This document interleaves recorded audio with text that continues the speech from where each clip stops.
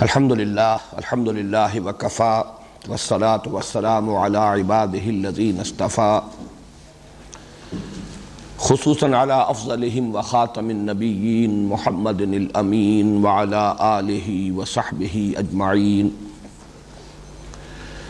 اما بعد فاعوذ باللہ من الشیطان الرجیم بسم اللہ الرحمن الرحیم یاسین والقرآن الحکیم انک لمن المرسلین علی صراط مستقیم تنزیل العزیز الرحیم لتنذر قوما ما انذر آباؤهم فهم غافلون صدق اللہ العظیم رب اشرح لی صدری ویسر لی امری واحلل عقدۃ من لسانی یفقہوا قولی اللہم ربنا الہمنا رشدنا واعذنا من شرور انفسنا اللہم ارنا الحق حقا وارزقنا اتباعہ وارنا الباطل باطلا وارزقنا اجتنابہ اللہم ربنا آنس وحشتنا فی قبورنا وارحمنا بالقرآن العظیم اللہم اجعلہ لنا اماما ونورا وہدا ورحمہ اللہم ذکرنا منہ ما نسینا وعلمنا منہ ما جہلنا وارزقنا تلاوتہ آناء اللیل وآناء النہار واجعلہ لنا حجتا یا رب العالمین آمین۔ تعارف قرآن کے سلسلے میں ہم 12 عنوانات کے ذیل میں گفتگو کر چکے ہیں۔ آج 13واں عنوان ہے اعجاز قرآن کے اہم اور بنیادی وجوہ۔ آپ کو یاد ہوگا کہ کل ہماری گفتگو اس موضوع پر ختم ہوئی تھی کہ قرآن کے منزل من اللہ ہونے کا ثبوت کیا ہے، اور اس کے ضمن میں نے عرض کیا تھا کہ ایک ثبوت ہے خارجی، ایک ہے داخلی۔ داخلی تو ہے انسان کے اپنے دل کی گواہی، تو عرب ہو یا عجم ہو، تیرا لا الہ الا لغت غریب جب تک تیرا دل نہ دے گواہی۔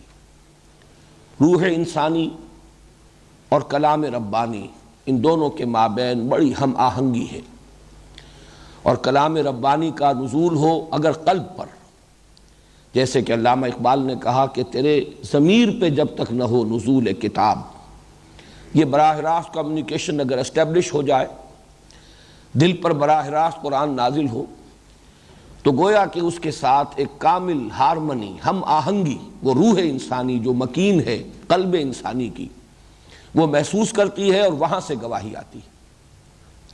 البتہ خارجی ثبوت وہ ہے نبی اکرم صلی اللہ علیہ وسلم کی ذات مبارکہ، آپ کی شخصیت مبارکہ۔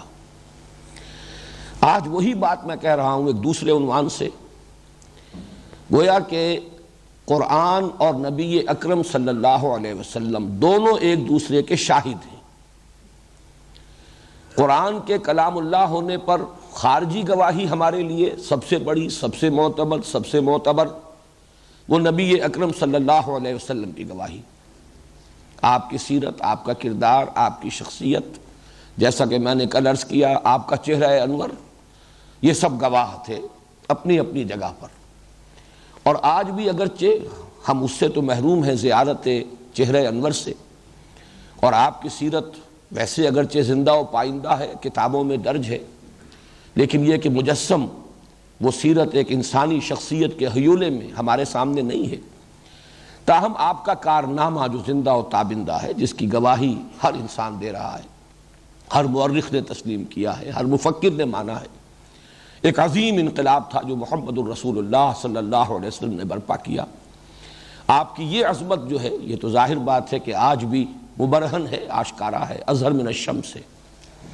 تو گویا کہ قرآن کے منزل من اللہ ہونے اور کلام الہی ہونے پر سب سے بڑی خارجی گواہی نبی اکرم صلی اللہ علیہ وسلم کی، اور نبی اکرم صلی اللہ علیہ وسلم کے نبی اور رسول ہونے کا سب سے بڑا گواہ اور سب سے بڑا شاہد اور سب سے بڑا ثبوت خود قرآن مجید۔ اس اعتبار سے یہ دونوں جس طرح باہم لازم و ملزوم ہیں، اس کو ذہن میں رکھنے کے لیے میں قرآن حکیم کے دو مقامات کا حوالہ دینا چاہتا ہوں۔ سورہ بینہ میں فرمایا کہ بینہ اسے کہتے ہیں جو بالکل روشن بات ہو، بالکل روشن حقیقت، جس کو کسی خارجی دلیل کی مزید حاجت نہ ہو، وہ بینہ ہے۔ جیسے ہم خود اپنی گفتگو میں کہتے ہیں یہ بات بالکل بین ہے، بالکل واضح ہے، اس پر کسی قیل و قال کی حاجت ہی نہیں، بلکہ یہ کہ اگر بینہ پر کوئی دلیل لانے کی کوشش کی جائے تو کسی درجے میں شک و شبہ تو پیدا کیا جا سکتا ہے، اس پر یقین میں اضافہ نہیں کیا جا سکتا۔ تو بینہ کیا ہے؟ سورہ بینہ جو اسی نام سے معنون ہے، لم یکن الذین کفروا من اہل الکتاب والمشرکین منفکین حتی تأتیہم البینہ۔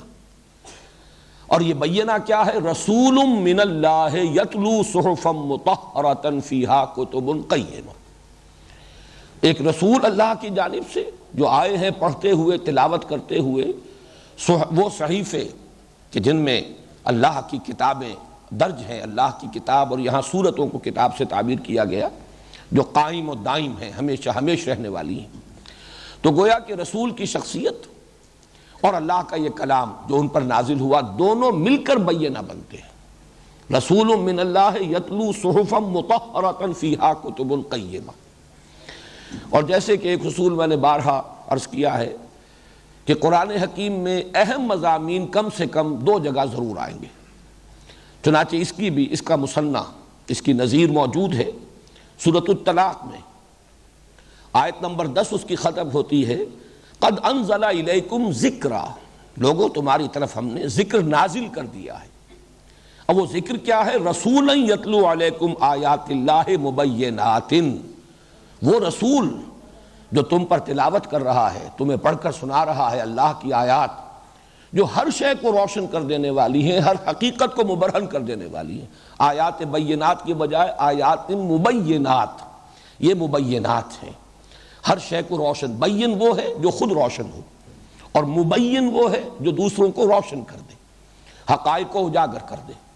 تو یہاں پر بھی ذکر کی تعبیر کی گئی، رسولا یتلو علیکم آیات اللہ مبینات، وہ رسول صلی اللہ علیہ وسلم جو پڑھ کر سنا رہے ہیں تمہیں اللہ کی وہ آیات جو تمام حقائق کو اجاگر کرنے والی ہیں، روشن کرنے والی ہیں۔ تو معلوم ہوا کہ یہ دونوں لازم و ملزوم، بلکہ یہ کہا جا سکتا ہے کہ رسول اور وہ اللہ کا کلام جو ان پر نازل ہوا مل کر در حقیقت ایک وحدت معنوی کی شکل اختیار کر لیتے ہیں۔ اب آئیے اس بات کی طرف کہ نبی اکرم صلی اللہ علیہ وسلم کی رسالت کا اصل ثبوت، یا بالفاظ دیگر آپ کا اصل معجزہ قرآن حکیم ہے۔ اس بات کے سمجھنے کے لیے ذرا چند مقدمات کی ضرورت ہوگی۔ معجزہ ہمارے ہاں لفظ بہت عام ہو گیا ہے، ہر خرق عادت کو معجزہ شمار کر لیا جاتا ہے۔ لفظی معنی معجزے کے ہیں عاجز کر دینے والی شے، عاجز کر دینے والی بات، معجزہ۔ یہ لفظ قرآن مجید میں اس مادے سے، عجز، عین، جیم اور زال سے بہت سے الفاظ آئے ہیں، لیکن یہ ہے کہ ان سب کا جو ایک ہمارے ہاں اصطلاح کے طور پر جو اس لفظ کا استعمال ہے، اس معنی میں قرآن حکیم میں یہ لفظ مستعمل نہیں ہے، بلکہ جو بھی رسولوں کو اللہ تعالیٰ نے معجزات دیے انہیں بھی آیات ہی کہا گیا ہے۔ اللہ تعالیٰ کی آیات لے کر وہ آئے، اللہ کی نشانیاں لے کر آئے۔ اس اعتبار سے لفظ معجزہ جس معنی میں ہم استعمال کرتے ہیں اس معنی میں قرآن مجید میں مستعمل نہیں۔ البتہ یہ کہ خرق عادت سے مراد کیا ہے؟ جو ہمارا قانون طبعی ہے اس دنیا میں، جس کے مطابق یہ دنیا چل رہی ہے، وہ ٹوٹ جائے، اس کے ٹوٹ کر اللہ تعالیٰ کی کوئی مشیت خصوصی ظاہر ہو۔ قانون تو یہ ہے کہ پانی اپنی سطح ہموار رکھتا ہے، واٹر کیپس اٹس سرفیس، یہ قانون ہے۔ لیکن حضرت موسیٰ علیہ السلام نے عصا کی ضرب لگائی اور اس سے سمندر پھٹ گیا۔ اب یہ خرق عادت ہے، یعنی وہ جو عادی قانون ہے، جو یوزول فزیکل لا ہے، وہ ٹوٹ گیا، وہ ختم ہو گیا، وہ پھٹ گیا۔ خرق کہتے ہیں کٹ جانے کو، پھٹ جانے کو۔ جیسے کہ سورہ کہف میں یہ لفظ آیا ہے فخرقھا، حضرت موسیٰ علیہ السلام اور وہ بزرگ جن کے پاس اللہ نے انہیں جانے کی ہدایت کی تھی، جن کو عام طور پر خضر علیہ السلام کے نام سے موسوم کیا جاتا ہے، قرآن میں یہ نام نہیں ہے ان کا جو سفر ہے اس میں پہلا واقعہ یہی ہوا کہ کشتی میں سوار ہوئے، حتیٰ اذا رکبا فی السفینۃ خرقھا، انہوں نے توڑ دیا اس کو، اس کا ایک تختہ اکھاڑ دیا، یہ خرق ہے۔ تو جب بھی قانون طبعی ٹوٹے گا یہ خرق عادت ہے، تو خرق عادت انبیاء کے ساتھ بھی ہوتا ہے، اللہ تعالیٰ ان کے ذریعے سے بہت سے قوانین قدرت کو توڑ کر اپنی خصوصی مشیت، اپنی قدرت خصوصی کا اظہار فرماتا ہے۔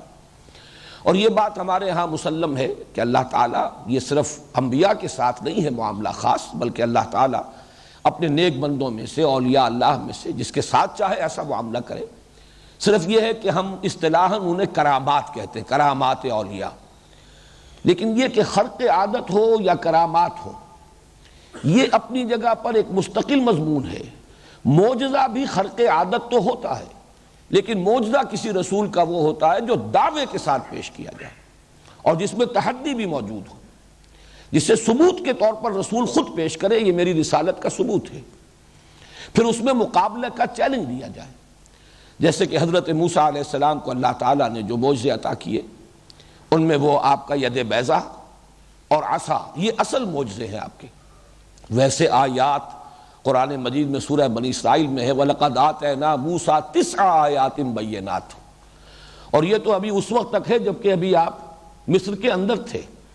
پھر مصر سے جب باہر نکلے ہیں تو اب جو اس عصا کی کرامات ظاہر ہوئی ہیں، سمندر پھٹا اس کی ضرب سے، چٹان شق ہوئی اس کی ضرب سے جس سے کہ 12 چشمے پھوٹ بہے، یہ تمام چیزیں خرق عادت ہیں۔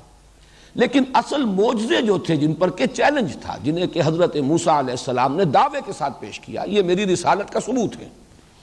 جیسے ہی فرعون کے دربار میں آپ پہنچے ہیں اور آپ نے اپنی رسالت کی دعوت پیش کی ہے اور اس پر اس نے دلیل مانگی ہے، بلکہ یہ کہ خود حضرت موسیٰ نے فرمایا کہ میں اس کے لیے سند بھی لے کر آیا ہوں، سلطان مبین، ایک سند، ایک ثبوت، کھلا ثبوت، اور اس نے کہا کہ لاؤ پیش کرو۔ تو یہ گویا کہ سند تھی اللہ کی طرف سے ان کی رسالت کی، یہ 2 معجزے کے جو ابتداء دیے گئے، یہ اصل معجزے تھے۔ لہذا اس میں تحدی بھی تھی، مقابلہ بھی ہوا، پہچان بھی لیا جادوگروں نے کہ یہ معجزہ ہے، یہ جادو نہیں ہے۔ بلکہ یہ بات بھی نوٹ کر لیجئے کہ معجزہ جس میدان کا ہوتا ہے اس میدان کے جو ماہر، اس فن کے جو ماہر ہوتے ہیں وہی پہچان سکتے ہیں، ورنہ عام آدمی جو ہے، جب مقابلہ ہوا ہے جادوگروں کے اور حضرت موسیٰ کے مابین، تو عام دیکھنے والوں نے تو یہی سمجھا ہوگا کہ یہ بڑا جادوگر ہے، یہ چھوٹے جادوگر ثابت ہو، اس کا جادو زیادہ طاقتور نکلا، اس کے عصا نے بھی شکل اختیار کی تھی سانپ کی اور اژدہا کی، اور ہمارے جو یہ جادوگر تھے انہوں نے بھی، ان کی رسیوں نے اور ان کی چھڑیوں نے بھی سانپوں کی شکل اختیار کر لی۔ البتہ یہ ضرور ہے کہ اس کا سانپ جو ہے وہ باقی تمام سانپوں کو نگل گیا، تو گویا کہ یہ زیادہ طاقتور، زیادہ ماہر فن ہے۔ یہی وجہ ہے کہ مجمع ایمان نہیں لایا، لیکن جادوگر جانتے تھے کہ ہمارا فن جو ہے اس کی رسائی کہاں تک ہے، کہاں تک پہنچ ہے، اس لیے ان پر یہ حقیقت جو ہے چشم زدن میں یہ منکشف ہو گئی کہ یہ جادو نہیں، یہ کچھ اور ہے۔ یہ بات میں اس لیے عرض کر رہا ہوں کہ قرآن حکیم کے معجزے ہونے کا بھی جو اصل احساس ہوا وہ اہل عرب کو، زبان دانوں کو ہوا، اور ان کے ادیبوں کو ہوا، ان کے خطباء کو ہوا۔ عام آدمی نے اگرچہ یہ محسوس کیا کہ یہ ایک خاص کلام ہے، بہت ہی پرتاثیر کلام ہے، بہت میٹھا کلام ہے، لیکن یہ کہ اس کا معجز ہونا، عاجز کر دینے کا معاملہ، وہ تو اسی طرح ثابت ہوا کہ قرآن حکیم میں بار بار تحدی کی گئی، چیلنج دیا گیا کہ اس جیسا کلام پیش کرو۔ تو اس اعتبار سے جان لیجئے کہ حضور کا اصل معجزہ صرف قرآن ہے۔ معجزات بے شمار، خرق عادت تو بے شمار ہیں۔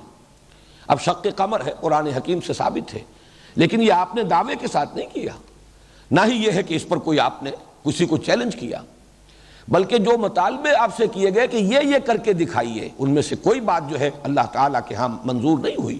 اللہ چاہتا تو ان کا مطالبہ پورا کرا دیتا، لیکن وہ جو مطالبے تھے ان مطالبوں کو تسلیم نہیں کیا گیا۔ خرق عادت بے شمار ہے، اس میں تو یہ کہ جانوروں کا بھی آپ کی بات کو سمجھنا، جو اونٹوں نے آ کر خود آگے بڑھ کر حجۃ الوداع کے موقع پر قطار میں کھڑے کیے گئے تھے 100 اونٹ، اور حضور نے خود اپنے دست مبارک سے 63 اونٹ اپنے دست مبارک سے نہر کیے ہیں، اور روایات میں آتا ہے کہ ایک اونٹ جب گرتا تھا اگلا خود آگے بڑھتا تھا۔ اسی طریقے سے وہ ستون حنانہ حضور صلی اللہ علیہ وسلم کھجور کے جس تنے کا سہارا لے کر خطبہ ارشاد فرمایا کرتے تھے، جب ممبر بنا دیا گیا اور آپ جب ممبر پر پہلی مرتبہ کھڑے ہو کر خطبہ دینے لگے تو اس سوکھی لکڑی میں سے ایسی آواز آئی جیسے کوئی بچہ بلک بلک کر رو رہا ہو۔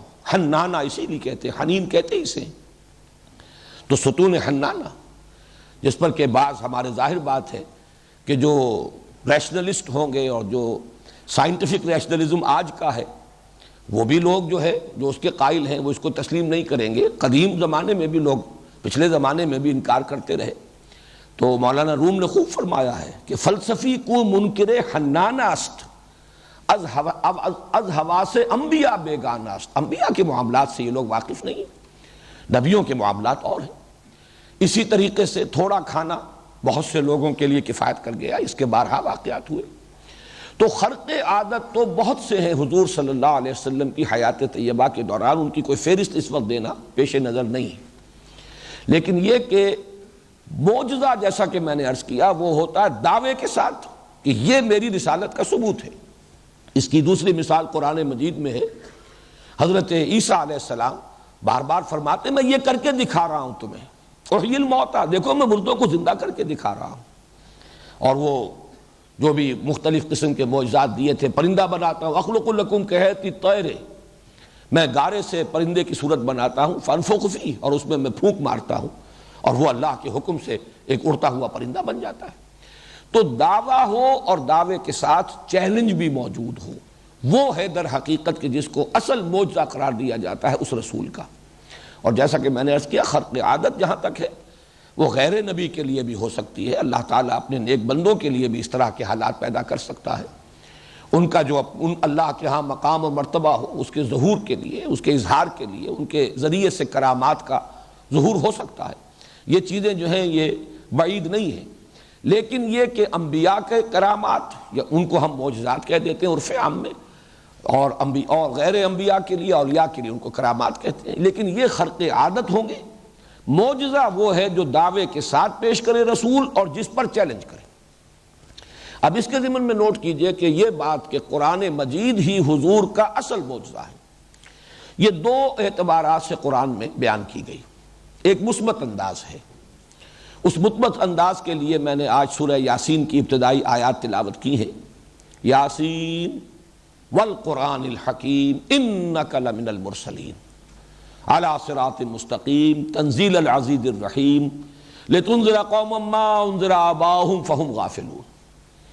یاسین والقرآن الحکیم، قسم ہے قرآن حکیم کی، اور قسم کا اصل فائدہ ہوتا ہے شہادت، گواہ ہے یہ قرآن حکیم۔ کس بات پر قسم کھائی جا رہی ہے؟ گواہی کس بات پر؟ انک لمن المرسلین، یقیناً اے محمد صلی اللہ علیہ وسلم آپ اللہ کے رسول ہیں۔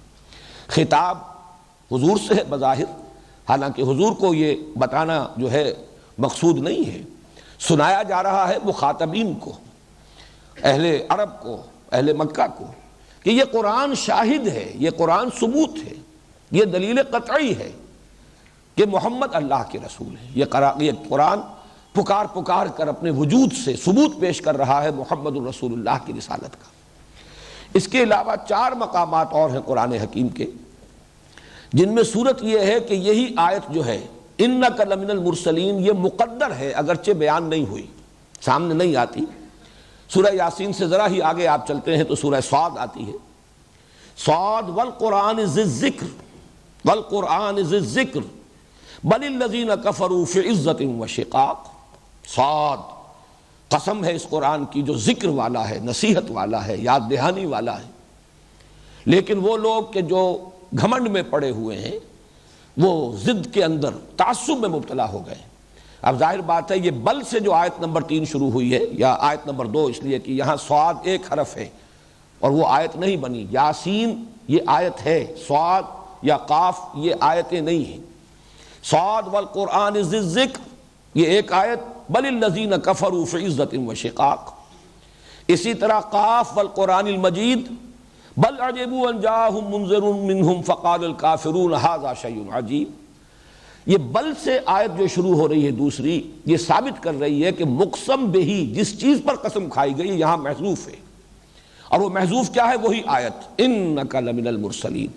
گویا کہ یوں اسے پڑھا جائے گا مانن صاد والقرآن ذی الذکر انک لمن المرسلین، قاف والقرآن المجید انک لمن المرسلین، بل عجبوا ان جاءہم منذر منہم فقال الکافرون ھذا شیء عجیب بل الذین کفروا فی عزۃ وشقاق. اسی طرح دو صورتیں جو ہیں سورہ زخرف اور سورہ دخان وہ بھی شروع ہوتی ہیں حامیم، اور یہ یہاں پر چونکہ دو حروف بن گئے یہ بھی آیت ہے. والکتاب المبین، یہاں بھی گویا کہ محذوف مانی ہے انک لمن المرسلین انا جعلناہ قرآنا عربیا الی آخر الآیہ.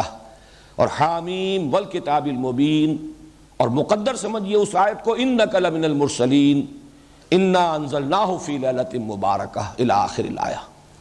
یہ گویا کہ اسلوب ہے کہ ثابت کرنے کے لیے محمد الرسول اللہ صلی اللہ علیہ وسلم کی رسالت کو قسم کھائی گئی قرآن مجید کی، یعنی گواہ کے طور پر پیش کیا گیا، شہادت پیش کی گئی قرآن حکیم کی.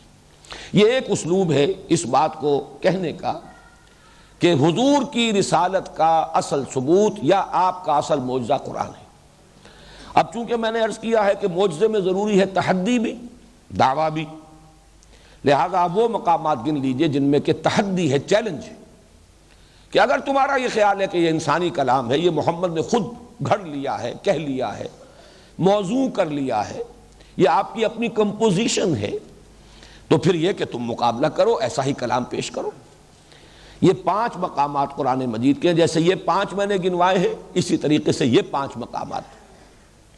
سورۃ الطور میں فرمایا آیات 33 و 34 ام یقولون تقولہ بل لا یؤمنون فلیاتوا بحدیث مثلہ ان کانوا صادقین. کیا ان کا کہنا یہ ہے کہ یہ محمد نے خود کہہ لیا ہے؟ تقول، اب دیکھیے قال یقول کہنا، اور تقول یتقول باب تفاعل، تکلف کر کے کہنا، یعنی جس کے محنت کر کے آدمی موضوع کرتا ہے کلام، یا یہ کہ کمپوز کرتا ہے، کمپوزیشن جو لفظ ہے انگریزی کا. تو کیا ان کا یہ خیال ہے کہ یہ محمد نے خود کہہ لیا ہے محنت سے، اپنی کوشش سے؟ بل لا یؤمنون، حقیقت یہ نہیں ہے، بس یہ ماننے کو تیار نہیں. فلیاتوا بحدیث مثلہ ان کانوا صادقین، اگر یہ سچے ہیں تو ایسی ہی حدیث پیش کریں، ایسا ہی کلام، ایسی ہی بات یہ سامنے لے آئیں. آخر یہ بھی انسان ہے، ان میں خطیب ہیں، ان میں بڑے بڑے شعراء ہیں، بڑے قادر الکلام خطیب، بڑے جو مشتعل کر دینے والے، خطبے دینے والے بڑے بڑے شعراء موجود ہیں، جن کے ہاں وہ شعراء بھی ہیں جن کو بقیہ تمام شعراء سجدے کرتے ہیں. تو یہ سب کے سب کلام پیش کریں.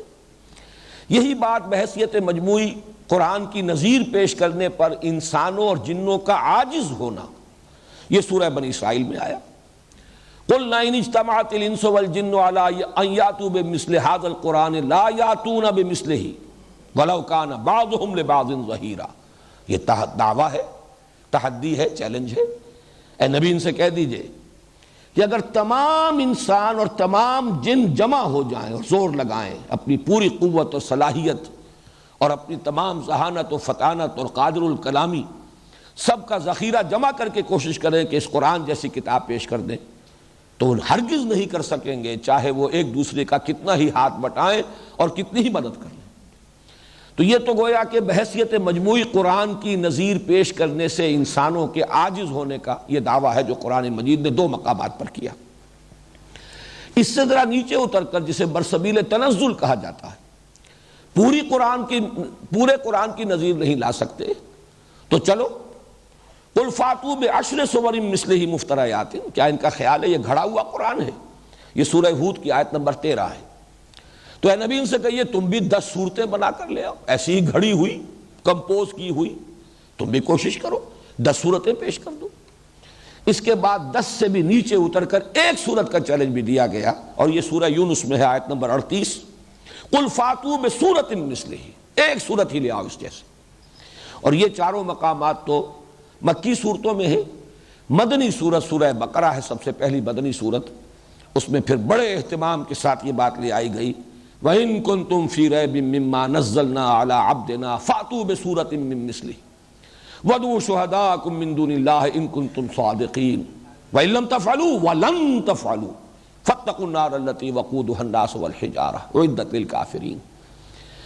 اگر تم لوگوں کو کوئی شک ہے کہ یہ اللہ کا کلام نہیں ہے، اس کے بارے میں تمہیں کوئی شکوک و شبہات ہیں، جو ہم نے نازل کیا ہے کلام اپنے نبی پر صلی اللہ علیہ وسلم، تو اس جیسی ایک صورت تم بھی کمپوز کر کے موضوع کر کے لے آؤ اور بلا لو اپنے تمام جو بھی تمہارے مددگار ہو سکتے ہوں، ان سب کو جمع کرو۔ اللہ کے سوا جو بھی تمہارے مددگار ہو سکتے تمہیں مدد پہنچا سکیں، ان سب کو پکار لو۔ وَدُعُوا شُهَدَاءَكُم مِّن دُونِ اللَّهِ إِن كُنتُمْ صَادِقِينَ، اگر تم سچے ہو۔ اس میں اصل میں وہی سرچنگ انداز ہے جیسے میں نے کل مثالیں دی تھی۔ حقیقت میں تم سچے نہیں ہو، تمہیں شک نہیں ہے، تمہارا دل گواہی دے رہا ہے کہ یہ انسانی کلام نہیں ہے، لیکن چونکہ تم زبان سے تکذیب کر رہے ہو، جھٹلا رہے ہو، تو اگر واقعتاً تمہیں شک ہے تو شک کو رفع کرنے کے لیے یہ چیلنج ہمارا موجود ہے۔ ان کنتم فی ریب مما نزلنا علی عبدنا فاتوا بسورۃ من مثلہ وادعوا شہداءکم من دون اللہ ان کنتم صادقین۔ اور پھر دیکھیے یہ ہے اصل میں آخری جو دعویٰ اور آخری چیلنج ہو سکتا ہے۔ اگر تم نہ کر سکو وَإِن لَمْ تَفْعَلُوا وَلَن تَفْعَلُوا، اور ہرگز نہیں کر سکو گے، تو ڈرو اس آگ سے جس کا ایندھن بنیں گے انسان اور پتھر۔ یہ قرآن مجید کے معجزہ ہونے پر یہ دو اسلوب قرآن کے جو ہے میں نے آپ کے سامنے رکھ دیے۔ ایک مثبت انداز ہے، قرآن گواہ ہے اس پر کہ اے محمد آپ اللہ کے رسول ہیں، اور دوسرا وہ انداز ہے چیلنج کا، اگر شک ہے تو اس جیسا کلام تم بنا کر لے آؤ۔ اب اس ضمن میں تیسری ذیلی جو بحث ہے وہ یہ ہے، قرآن مجید کس کس اعتبار سے معجزہ ہے۔ یہ مضمون اتنا وسیع الذیل ہے اور اتنا متنوع الاطراف ہے کہ اس پر پوری کتابیں لکھی گئی۔ وجوہ اعجاز القرآن، قرآن کس کس پہلو سے معجزہ ہے۔ ظاہر بات ہے کہ اس وقت ان کا احصاء یا استقصاء مقصود نہیں ہے، ناممکن ہے، صرف موٹی موٹی باتیں آپ حضرات کے سامنے رکھ رہا ہوں ان عنوانات کے ذیل میں۔ اس میں اصل جو ہے شے وہ تو وہی تاثیر قلبی، دل پر جا کر لگنے والی بات، از دل خیزت بر دل ریزت، دل کی گواہی۔ اصل تو ہے اس کا اعجاز یہی کہ دل پر جا کر لگتی ہے، اگر انسان کے اندر تعصب نہ ہو، ضد نہ ہو، ہٹ دھرمی نہ ہو، اور جیسا کہ میں اس سے پہلے بار بار عرض کر چکا ہوں، اگر اس زبان سے کم اتنی واقفیت ہو جائے کہ براہ راست قرآن آپ کے دل پر اتر سکے، یہ تو ہے اس کا اصل پہلو اعجاز کا۔ لیکن اضافی طور پر یہ نوٹ کر لیجئے کہ جس وقت قرآن نازل ہوا ہے اس وقت اس کے معجزے ہونے کا اہم تر پہلو، نمایاں تر پہلو جو ہے وہ اس کی ادبیت، اس کی فصاحت، اس کی بلاغت، اس کی عذوبت۔ عذوبت یعنی مٹھاس، اس کلام میں جو مٹھاس ہے، اس میں جیسا کہ میں نے عرض کیا صوتی آہنگ ہے، وہ صوتی آہنگ ڈیوائن میوزک ہے، اس میں مٹھاس، فصاحت، بلاغت، الفاظ کا انتخاب، بندشیں کس قدر چست بندشیں ہیں، کیسی ترکیبیں ہیں، یہ تمام چیزیں صوتی آہنگ ہے۔ یہ ہے در حقیقت نزول کے وقت قرآن کے معجزہ ہونے کا سب سے نمایاں پہلو۔ اور یہاں وہ بات اب نوٹ کر لیجیے جو میں نے عرض کی تھی کہ ہر رسول کو معجزہ دیا گیا اسی طرز کا جس طرز کی چیزوں کا ان کے زمانے میں سب سے زیادہ شغف تھا لوگوں کو، یا رواج تھا، چرچا تھا۔ حضرت موسیٰ علیہ السلام کے زمانے میں جادو، لہذا وہ میدان کے اندر مقابلے کے لیے وہ چیزیں دی گئیں کہ جنہوں نے جادوگروں کو شکست دے دی۔ اسی طریقے سے جس قوم میں حضور صلی اللہ علیہ وسلم نے اپنی دعوت کا آغاز کیا ہے، اس قوم کا اصل ذوق تھا قدرت کلام۔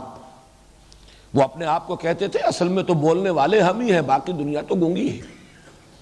ان کی زبان دانی کا یہ عالم ہے کہ جو چیزیں یا جو حیوانات انہیں پسند ہوتے تھے ان کے نام رکھنے شروع کرتے تھے۔ 5,000 نام ہیں، شیر کے لیے 5,000 الفاظ ہیں، تلوار کے لیے 5,000 الفاظ ہیں۔ یہ ان کی قادر الکلامی، ان کی زبان پر قدرت، ہر شے کی ہر ادا کے اعتبار سے اس کو جدا ایک نام دے دینا۔ اب گھوڑا ہے، گھوڑا ان کی بڑی محبوب شے ہے، اس کے لیے نہ معلوم کتنے نام۔ تو وہ وسعت جو تھی اس زبان کی، پھر یہ کہ ان کا ذوق اور شوق تھا۔ آپ اندازہ کیجئے اس زمانے میں ان کے سالانہ مقابلے ہوتے تھے کہ اس سال کا سب سے بڑا سیلیبریٹڈ پوئٹ کون ہے، تمام شعراء جو ہے قصیدے لکھ کر لاتے تھے، پڑھے جاتے تھے، مقابلہ ہوتا تھا، پھر فیصلہ ہوتا تھا کہ اس کا قصیدہ جو ہے یہ سب پر بازی لے گیا۔ پھر بقیہ تمام شعراء اس کو سجدہ کرتے تھے باقاعدہ اس کے عظمت کے اظہار کے لیے، اور اعتراف کے طور پر، اور پھر وہ قصیدہ لٹکا دیا جاتا تھا خانہ کعبہ کی دیوار پر کہ یہ ہے اس سال کا قصیدہ، حاصل جو ہے اس سال کا جو بھی شعراء کا کلام ہے اس میں سب سے چوٹی کی چیز یہ ہے۔ چنانچہ جو آخری ہے سبع معلقہ کے شاعر حضرت لبید رضی اللہ تعالیٰ عنہ، وہ ایمان لے آئے۔ اب اندازہ کیجئے، ملک الشعراء، مسجود الشعراء، شاعروں نے جنہیں سجدہ کیا، ایمان لانے کے بعد انہوں نے شعر کہنے چھوڑ دیے۔ حضرت عمر رضی اللہ تعالیٰ عنہ نے ایک مرتبہ کہا کہ لبید اب آپ شعر نہیں کہتے، تو بڑا پیارا جملہ کہا ہے، اب بعد القرآن، کیا قرآن کے بعد بھی، اس کے نزول کے بعد اب کسی کے لیے کچھ کہنے کا موقع باقی ہے؟ کوئی اپنی فصاحت و بلاغت کے اظہار کی کوشش کر سکتا ہے؟ اب بعد القرآن، قرآن کی آمد کے بعد گویا کہ زبانیں گنگ ہو گئیں، تالے پڑ گئے۔ وہ ملک الشعراء جو ہے اس نے شعر کہنے چھوڑ دیے۔ تو یہ ہے اصل۔ اور آج بھی جو جن کی مادری زبان عربی ہے، میں سمجھتا ہوں کہ وہ قرآن کے اس اعجاز کو محسوس کر سکتے ہیں، غیر عرب لوگوں کے لیے اس کو محسوس کرنا ممکن نہیں۔ بڑی محنت کریں، مولانا علی میاں مدظ ذلہ کی طرح کی کوئی مہارت عربی ادب کے اندر کوئی انسان حاصل کر لے تو پھر تو وہ واقعتاً اس کو محسوس کر سکے گا، اپریشیٹ کر سکے گا قرآن مجید کا کیا مقام ہے، کیا مرتبہ ہے فصاحت و بلاغت میں۔ لیکن ہم ایسے لوگوں کے لیے ممکن نہیں۔ اس کا صوتی آہنگ ہم محسوس کر سکتے ہیں۔ یہ قراءت قرآن جو ہے اس کے اندر واقعہ ہے کہ اس میں کوئی شک نہیں، اس کی اپنی ایک تاثیر ہے، اس سے اپنی خود ایک کیفیات ہے قلب کے اندر۔ کوئی تار ہیں ہماری فطرت کے کہ جنہیں یہ جو صوتی آہنگ ہے اور یہ جو ملکوتی غنا ہے قرآن کا وہ انہیں چھیڑتا ہے۔ لیکن فصاحت اور بلاغت میں کیا مقام ہے، یہ تو ظاہر بات ہے کہ انہی کے لیے ہے جو جن کی مادری زبان جو ہے وہ عربی ہے۔ البتہ غیر عرب لوگوں کے لیے، ہمارے لیے، یا یوں کہیے کہ دائمی اعتبار سے، ابدی اعتبار سے، بالخصوص عہد حاضر میں قرآن کے اعجاز کا سب سے نمایاں پہلو کون سا ہوگا؟ پہلے میں عرض کر چکا ہوں اس کی تاثیر، وہ پہلے بھی معجزانہ تاثیر تھی، آج بھی معجزانہ تاثیر ہے، اس میں کوئی فرق نہیں ہوگا۔ براہ راست ہم کلامی حاصل ہو جائے تو وہ دل گواہی دے گا، وہ ہم آہنگی اور ہارمنی جو ہے، سمپیتھیٹک وائبریشن جو ہے، ہمارے قلب کے تار اس کے ساتھ جھنجھنائیں گے، سمپیتھیٹک وائبریشن۔ لیکن اس پر مستزاد اس وقت جب کہ قرآن نازل ہوا، اس کی فصاحت اور بلاغت، اس کی عذوبت، اس کی ادبیت، اور آج کے اعتبار سے دو چیزیں نوٹ کر لینے کی ہیں۔ ان میں سے ایک چیز تو وہ ہے کہ جس کا خود قرآن مجید نے بڑے صریح الفاظ میں ذکر کیا ہے، یہ سورہ حامیم سجدہ کی آیت نمبر 53 ہے، سَنُرِيهِمْ آیَاتِنَا فِي الْآفَاقِ وَفِي أَنفُسِهِمْ حَتَّى يَتَبَيَّنَ لَهُمْ أَنَّهُ الْحَقُّ۔ ہم انہیں دکھائیں گے اپنی آیات، اپنی نشانیاں، آفاق میں بھی انفس میں بھی، یہاں تک کہ یہ بات ان پر مبرہن ہو جائے گی، منکشف ہو جائے گی، واضح ہو جائے گی کہ یہ قرآن حق ہے۔ اس میں اشارہ ہو رہا ہے کہ یہ جو سائنٹیفک ڈسکوریز ہوئی ہیں، انسان نے جو کچھ، یہ جو علم انسانی کا جو دائرہ ہے، سائنس، ٹیکنالوجی، اس میں جو ترقیاں ہو رہی ہیں، مختلف میدان ہیں ان میں جو انکشافات ہو رہے ہیں، یہ آیات آفاقی، آیات انفسی۔ چونکہ میں نے اس سے پہلے بھی حوالہ دیا ہے، ڈاکٹر مورس بکائی، فرینچ سرجن، واقعہ یہ ہے کہ اس آیت کا بہت ہی نمایاں مصداق وہ شخص ہے آج کی دنیا میں، فرینچ سرجن۔ اس نے قرآن کا مطالعہ کیا اور پھر اس نے کہا کہ میرا دل اس پر ٹھک گیا کہ اس قرآن میں کوئی بات ایسی نہیں ہے جسے سائنس نے غلط ثابت کیا۔ میں پھر عرض کر رہا ہوں، پہلے میں اس پر چونکہ بیان کر چکا ہوں، ان آیات سے پہلے کیا سمجھا گیا یہ ایک دوسری بات ہے۔ وہ اس دور میں جب کہ ابھی انسان کا اپنا ظرف ذہنی وسیع نہیں ہوا تھا، علوم انسانی کا دائرہ اور معلومات انسانی کا دائرہ ابھی محدود تھا، وہ کیا سمجھا گیا یہ بات اور ہے۔ الفاظ قرآن جو اس کا ٹیکسٹ ہے، اصل تو کلام اللہ ہونے کے اعتبار سے اہمیت جو ہے وہ تو ان الفاظ کو حاصل ہے۔ اس اعتبار سے انہوں نے یہ محسوس کیا اور دعویٰ کیا کوئی شے ایسی نہیں قرآن میں ایک لفظ ایسا نہیں کہ جسے آج تک جتنی بھی اکتشافات ہوئے ہیں سائنس کے، ان میں سے کسی چیز نے کسی شے کو غلط ثابت کیا۔ تقابل اس نے کیا تورات کے ساتھ۔ تورات سے مراد ہے اولڈ ٹیسٹمنٹ، اس لیے کہ انجیل جس کو عام طور پر اناجیل اربع حضرت عیسیٰ علیہ السلام کے جو گاسپلز ہیں جو ان کی طرف منسوب ہیں، ان میں تو کوئی چیزیں ایسی ہیں نہیں، وہ تو مواعظ ہیں، زیادہ تر اخلاقی تعلیمات ہیں، یا پھر حضرت عیسیٰ علیہ السلام کے سوانح حیات ہیں۔ لیکن تورات میں تو ہے، خاص طور پر بک آف جینیسس، یہ کائنات کیسے پیدا ہوئی، اللہ نے کیسے اسے بنایا، مختلف سائنٹیفک فنومینا اس کے اندر موجود ہیں۔ اور آپ کو معلوم ہے کہ آج جدید سائنس میں، فزکس میں سب سے اہم جو موضوع ہے جس پر کہ ریسرچ ہو رہی ہے اور سائنسدان لگے ہوئے اس گتھی کو سلجھانے میں، کائنات کیسے وجود میں آئی، اور ارلی وہ جو فرسٹ 3 منٹس کیا تھے، ان میں کیا تبدیلیاں ہوئی ہیں، اور وہ بنیادی فورسز کون سی ہیں، 4 ہیں یا 3 ہیں، اور جیسے کہ وقت گزرتا جا رہا ہے ان کے اندر کمی آ رہی ہے، توحید کی طرف جا رہا ہے انسان فزکس کے میدان میں۔ تو ان کے اعتبار سے اس نے یہ محسوس کیا کہ تورات میں تو ایسی چیزیں ہیں کہ جو غلط ثابت ہوئی، اور اس کی وجہ بھی میں نے شاید پہلے بیان کی ہے اپنے اسی گفتگوؤں کے دوران، اس لیے کہ اصل تورات گم ہو گئی تھی۔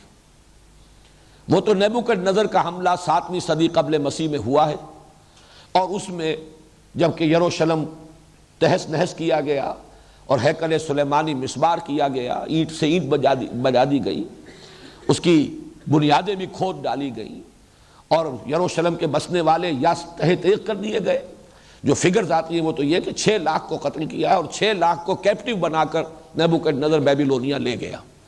ایک متنفس باقی نہیں رہا اس شہر میں۔ آپ اندازہ کیجئے اگر یہ فگر صحیح ہے تو حضرت مسیح علیہ السلام سے بھی 700 سال قبل، آج سے یوں سمجھئے کہ 2600 برس قبل، 12 لاکھ کی آبادی کا شہر تھا یروشلم، کہ 6 لاکھ قتل کیے گئے اور 6 لاکھ کو وہ لے گیا ہے ہانک کر، اور بھیڑ بکریوں کی طرح گلے بنا کر لے گیا۔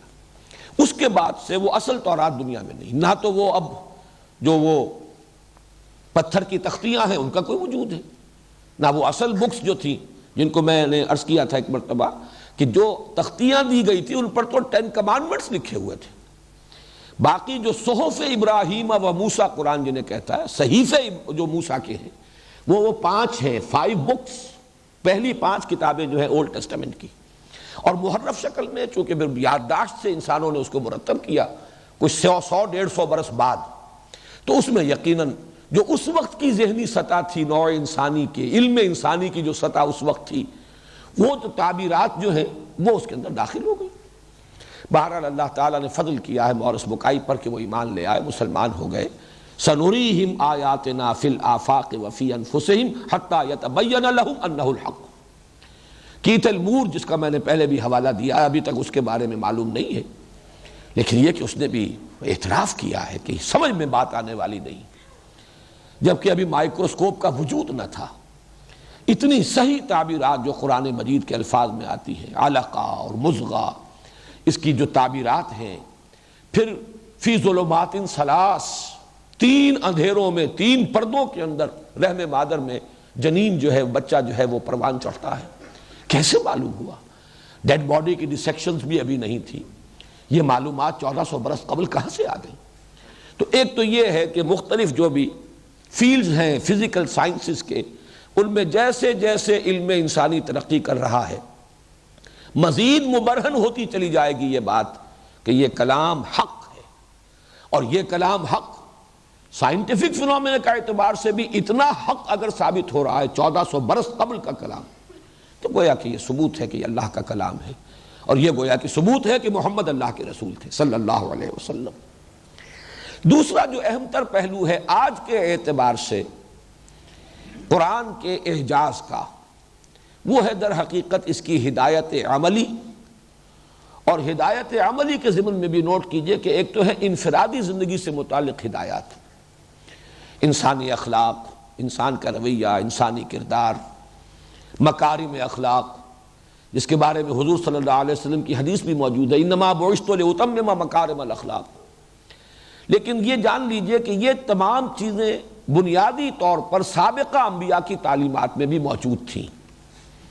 ویسے بھی چونکہ جو ایتھیکل ویلیوز ہیں وہ فطرت انسانی کے اندر موجود ہے۔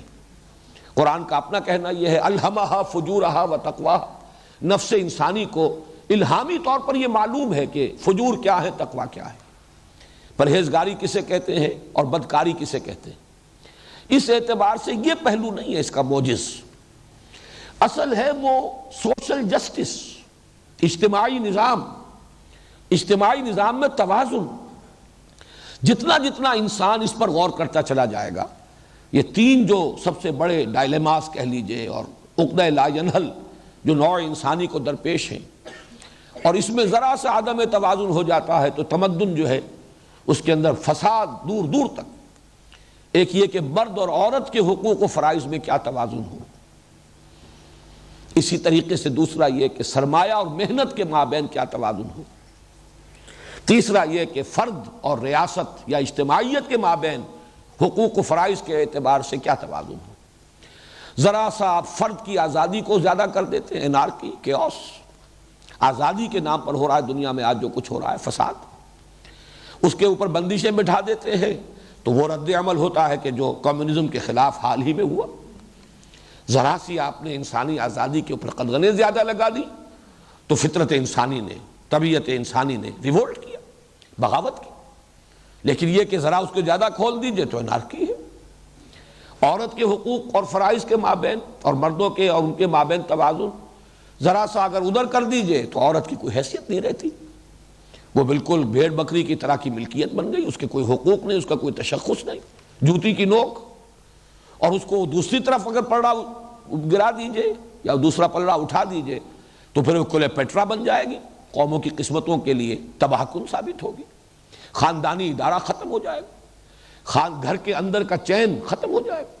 جس کی سب سے بڑی مثال یہ ہے کہ معاشی اعتبار سے، اقتصادی اعتبار سے کہا جا سکتا ہے کہ دنیا میں اس روئے ارضی پر جنت اگر دیکھنی ہو تو اسکینڈینیوین کنٹریز ہے، جو خیرات پر پلتے ہیں ان کے لیے بھی ان کی تمام بنیادی ضروریات زندگی کس خوبصورتی کے ساتھ وہاں پوری ہو رہی۔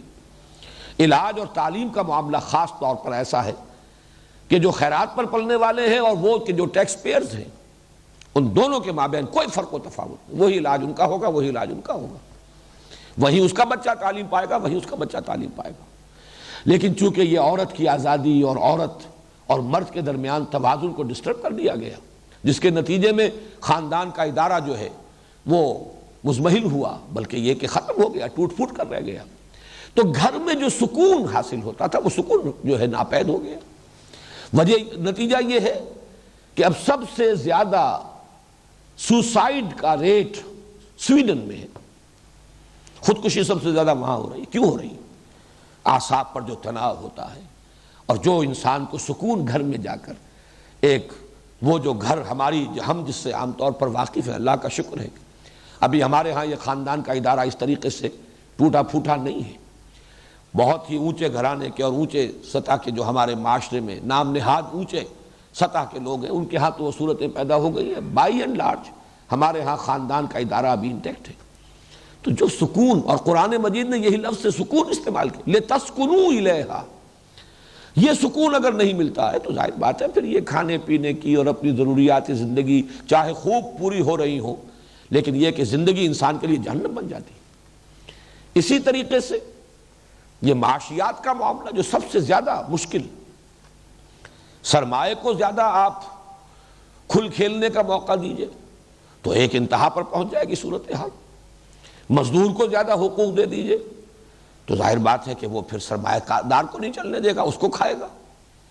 یا تو یہ کہ نیشنلائزیشن ہو جائے تو لوگوں میں کام کرنے کا جذبہ نہیں رہتا، جیسا ہمارے ہاں نیشنلائز انڈسٹریز کا حشر ہوا، یا جس کا کہ سب سے بڑا ثبوت جو ہے وہ روس کی اقتصادی جو موت ہے اس کی شکل میں سامنے آ چکا۔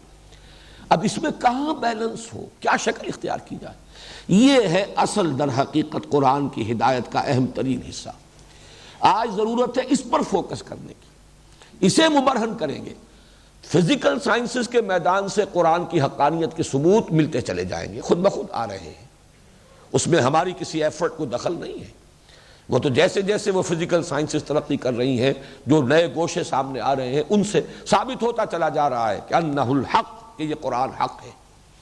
لیکن یہ جو سوشل سائنسز کے ضمن میں، عمرانیات انسانیہ کے ضمن میں، اجتماعیات کے ضمن میں، اقتصادیات، سیاسیات، سماجیات، اس کے ضمن میں جو سسٹم آف سوشل جسٹس قرآن نے دیا ہے، یہ در حقیقت ضرورت ہے اس دور میں کہ اس کو مبرہن کیا جائے۔ اور اس اعتبار سے واقعہ یہ ہے کہ علامہ اقبال نے جس اذعان کے ساتھ یہ دو شعر کہے ہیں کہ ہر کجا بینی جہان رنگ و بو، آنکھ از خاکش بروید آرزو، یا ز نور مصطفیٰ اورا بہاست، یا ہنوز اندر تلاش مصطفیٰ است۔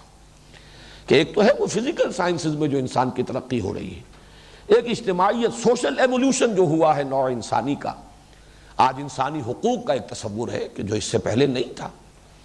بادشاہت کا دور تھا، سارا اختیار ڈیوائن رائٹس آف کنگز بادشاہوں کے ہاتھ میں تھے، لیکن نوع انسانی نے تدریجاً انسانی مساوات، حقوق کے اعتبار سے اور سیوک رائٹس جو ہیں، سول رائٹس انسانوں کے، لیکن واقعہ یہ ہے کہ جتنی بھی ان میدانوں میں انسان ترقی کرتا چلا جائے گا، یہ بات واضح ہوتی چلی جائے گی کہ یا تو یہ ساری چیزیں محمد الرسول اللہ صلی اللہ علیہ وسلم سے مستعار ہیں، یا ز نور مصطفیٰ اورا بہاست، یا تو ساری جو بھی چمک دمک ہے، جو روشنی ہے، یہ نور مصطفیٰ سے ہے، وہ مستعار ہے، ماخوذ ہے، یا ہنوز اندر تلاش مصطفیٰ، یا ابھی تک انسان حضور صلی اللہ علیہ وسلم کے لائے ہوئے اس نظام کی طرف بڑھ رہا ہے، ٹھوکریں کھاتا ہوا، لڑکھڑاتا ہوا، دائیں بائیں کی ٹھوکریں اور افراط و تفریط کے دھکے کھا کر چاروں ناچار جا رہا ہے اسی منزل کی طرف جہاں پہنچایا تھا محمد الرسول اللہ اور قرآن حکیم نے صلی اللہ علیہ وسلم۔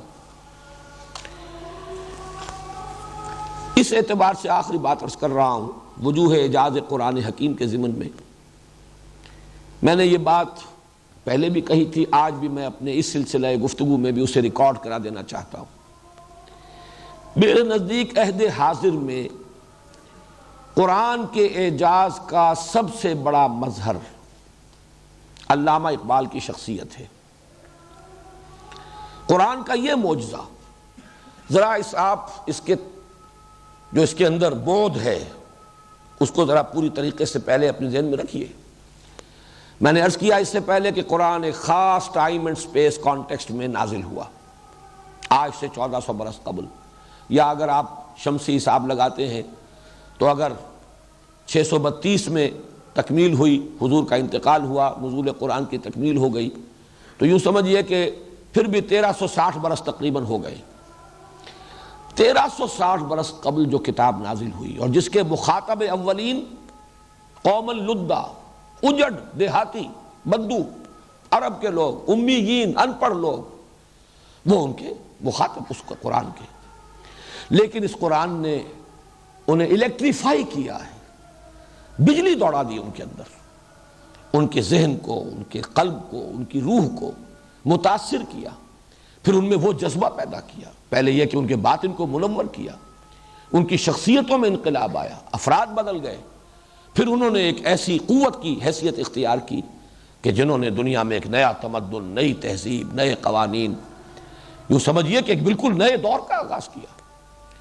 لیکن وہی قرآن آج 20ویں صدی عیسوی میں ایک ایسے شخص کو جس نے مشرق و مغرب کے فلسفے پڑھ لیے، قدیم اور جدید دونوں کا جامع، وہ شخص کے جو انگلستان اور جرمنی میں جا کے فلسفہ پڑھتا رہا، اس کو اس قرآن نے پوزیس کیا اور اس طرح پوزیس کیا ہے، اس طریقے سے اس کے اوپر اپنی چھاپ قائم کی ہے کہ میں نے 3 الفاظ آج سے 18 برس قبل استعمال کیے تھے۔ سن 73 میں جو میرا کتابچہ ہے اب بھی شائع ہوتا ہے، علامہ اقبال اور ہم، یہ میں نے ایک تقریر کی تھی ایچ کالج میں، تو میں نے اس میں چند اصطلاحات استعمال کی تھی کہ علامہ اقبال کو میں اس دور کا سب سے بڑا ترجمان القرآن سمجھتا ہوں۔ قرآن مجید کے علوم اور معارف کی جو تعبیر علامہ اقبال نے کی اس دور میں کسی دوسری شخصیت کو ان کے آس پاس بھی نہیں پاتا۔ یہ تو محسوس کرتا ہوں کہ ان سے لوگوں نے مستعار لی ہیں چیزیں اور پھر ان کو بڑے پیمانے پر پھیلایا ہے، اور یہ ان کی اپنی خدمت ہے اپنی جگہ پر، لیکن یہ کہ فکری اعتبار سے وہ تمام چیزیں علامہ اقبال کے ہاں ہیں۔ تو گویا کہ ترجمان القرآن اس دور کا، اور میں نے تو اس میں ایک گواہی بھی دی ہے مولانا امین حسن اصلاحی صاحب کی، اس کتابچے میں وہ موجود ہے۔ یہ کوئی اب سے 15 سال پہلے کا واقعہ ہے، مولانا کی آنکھوں کا آپریشن ہونے والا تھا، وہ لاہور آئے اس زمانے میں، وہ خانقاہ ڈوگراں ایک یہاں لاہور سے کچھ فاصلے پر دیہات میں ان کی اقامت تھی، وہاں قیام پذیر تھے. یہاں آئے، کسی وجہ سے آپریشن ڈیلے ہو گیا. تو انہوں نے اس زمانے میں، اب جو لکھنے پڑھنے کا اپنا سلسلہ تھا وہ تو گاؤں میں تھے، کاغذات وغیرہ. اب یہاں جو وقت خالی ملا تو علامہ اقبال کا پورا کلام اردو اور فارسی پورا ایک دفعہ دوبارہ پڑھ لیا. اس کے بعد انہوں نے اپنے 2 تاثر مجھ سے بیان کیے. پہلا تاثر تو یہ تھا کہ علامہ اقبال کا کلام پڑھ کر میرا کلیجہ دھس گیا ہے، میں مایوس ہو گیا ہوں. اور اس کی تعبیر کیا، کیوں مایوس ہو گیا؟ کہ علامہ اقبال جیسا لوگوں کو بلانے والا، پکارنے والا، خودی خواہ کا لفظ استعمال کیا تھا. اقبال جیسا خودی خواہ اس قوم میں گزر گیا اور یہ قوم ٹس سے مس نہ ہوئی تو ہما شما کے کرنے سے کیا ہوگا؟ یہ قوم اگر علامہ اقبال کے کلام سے بھی حرکت میں نہیں آئی تو کون اور اسے حرکت میں لا سکے گا؟ اس اعتبار سے مایوسی اور بددلی ہوئی. اور نمبر 2، مولانا نے فرمایا کہ مجھے کچھ مان تھا کہ قرآن حکیم کے بعض مقامات کی جو تعبیر میں نے کی ہے وہ مجھ سے پہلے کسی نے نہیں کی. ہر صاحب فکر کو اپنی بعض چیزوں پر کچھ ناز ہوتا ہے یا مان ہوتا ہے. تو مولانا نے کہا کہ مجھے کچھ مان تھا، بعض مقامات کی جو تعبیر میں نے کی ہے وہ مجھ سے پہلے کسی نے نہیں کی. لیکن علامہ اقبال کو پڑھ کر میں نے یہ محسوس کیا کہ ان تمام مقامات کی تعبیر مجھ سے بہت پہلے اور مجھ سے بہت بہتر طریقے پر اقبال کر چکا. یہ ہے مولانا اصلاحی صاحب کی 2 گواہیاں. تو واقعہ یہ کہ اس دور کا ترجمان القرآن اور سب سے بڑا داعی القرآن، یہ میں بعد میں ذرا اس کی وضاحت مزید بھی کروں گا. اور یہ اس لیے ہے کہ قرآن مجید کی عظمت کا جس شدت کے ساتھ، جس گہرائی اور گہرائی کے ساتھ انکشاف علامہ اقبال پر ہوا ہے، میں پھر ڈنکے کی چوٹ کہہ رہا ہوں کہ میری معلومات کی حد تک، میری معلومات محدود ہیں، میں اس کا اعتراف کرتے ہوئے کہہ رہا ہوں، لیکن میری معلومات کی حد تک اس درجے قرآن مجید کی عظمت کا انکشاف اس دور کے کسی اور انسان پر نہیں ہوا. میں نے تو الفاظ لکھے ہیں کہ جب وہ قرآن مجید کی عظمت بیان کرتے ہیں تو صاف محسوس ہوتا ہے کہ یہ ان کی دید ہے، ان کا تجربہ ہے. یہ جس طریقے سے بات بیان کر رہے ہیں یہ کوئی آورد نہیں ہے، تکلف نہیں ہے. تکلف اور آورد میں وہ بات آ ہی نہیں سکتی. میں یہاں چند چیزیں ان کی اس وقت نوٹ کرا دینا چاہتا ہوں. کتاب زندہ قرآن حکیم، حکمت او لا یزال است قدیم. ذرا اندازہ کیجئے الفاظ، حکمت او لا یزال است قدیم. اب یہ جو ہے یہ تو اللہ تعالیٰ کی ذات ہی ہے جو ہمیشہ سے ہے اور کبھی بھی اس کے لیے اختتام نہیں ہے. تو جیسے کہ ان کا وہ میں نے شعر پہلے بھی آپ کو سنایا، مثل حق پنہاؤ ہم پیداستو، زندہ و پائندہ و گویاستو. وہی بات کہہ رہے کتاب زندہ قرآن حکیم، حکمت اولا یزال است قدیم. حرف اورا ریب نئے، تبدیل نئے، آیا شرمندہ تعویل نئے. فاش گویم آچے در دل مزمر است، یہ کتابیں نیست چیزیں دیگر است. مثل حق پنہاؤ ہم پیداستو، زندہ و پائندہ و گویاستو. چون بجاں در رفت جاں دیگر شود، جہاں چو دیگر شد جہاں دیگر شود. اب یہ انداز، یہ تعبیر، یہ جب تک انسان کا اپنا حال نہ ہو، وہ جو فارسی میں کسی نے کہا ہے چو معاملہ نہ دارت سخن آشنا نہ باشد. جس کے دل کو کوئی دھن لگی ہو اس کا کلام کچھ اور ہوتا ہے.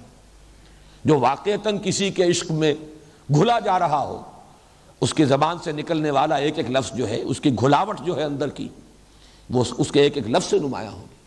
اور جو ایسے ہی تک بندی کر رہا ہو، جوڑ رہا ہو، تکلف کر رہا، آورد کر رہا، اس کی بات کچھ اور ہوگی. تو یہ اس کی دید ہے، اس کا تجربہ ہے. صد جہاں تازہ در آیات اوست، اصلہا پیچیدہ در آنات اوست. نہ معلوم کتنے زمانے اس کے اندر چھپے ہوئے ہیں. ہر زمانے میں یہ قرآن ایک نئی شان کے ساتھ، نئی آن بان کے ساتھ دنیا کے سامنے آئے گا. اب ذرا غور کیجئے، یہ جو انہوں نے قرآن کے علوم و معارف کو اپنے اشعار میں بیان کرنے پر جو ان کا دعویٰ ہے، وہ ان اشعار سے ثابت ہوتا ہے کہ جس میں انہوں نے حضور صلی اللہ علیہ وسلم سے خطاب کر کے سب سے بڑی بد دعا جو ہو سکتی ہے وہ اپنے آپ کو دے دی کہ اگر میں نے قرآن کے سوا کسی اور چیز کو اپنے کلام میں پیش کیا ہو تو اے نبی یہ سزا مجھے دے دیجئے۔ یہ ذرا الفاظ سنیے، گر دلم آئینہ بے جوہرست ورب حرفم غیر قرآن مزمرست۔ اگر میرے نشار میں، میرے اس پیغام میں قرآن کے سوا کوئی اور چیز مضمر ہے، پردہ ناموس فکرم چاک کن ای خیاباں راز خارم پاک کن، میرے فکر کے پردے کو چاک کر دیجئے، دھجیاں بکھیر دیجئے اس کی۔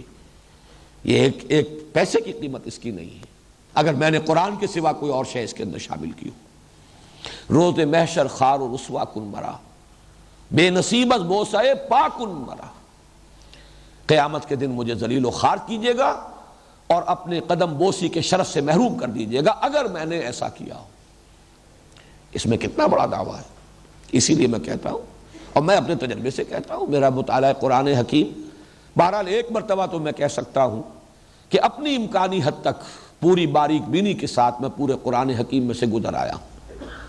میرا جو درس چلا ہے، جس کا دور اول جو ہے مکمل ہوا ہے ابھی کچھ عرصے پہلے، میں نے اس کے ساتھ ساتھ جو ہے بہرحال اپنی امکانی حد تک جتنا بھی میں کر سکتا ہوں میں نے غور و فکر کیا ہے، سوچ بچار کیا ہے۔ اور اس سب کے بعد میں نے آج یہ بات اس لیے دوبارہ ریکارڈ کرانی مناسب سمجھی کہ ایک بات تھی جو میں نے کہی تھی 18 برس قبل 1973 میں، لیکن میں آج بھی اسی بات پر قائل ہوں۔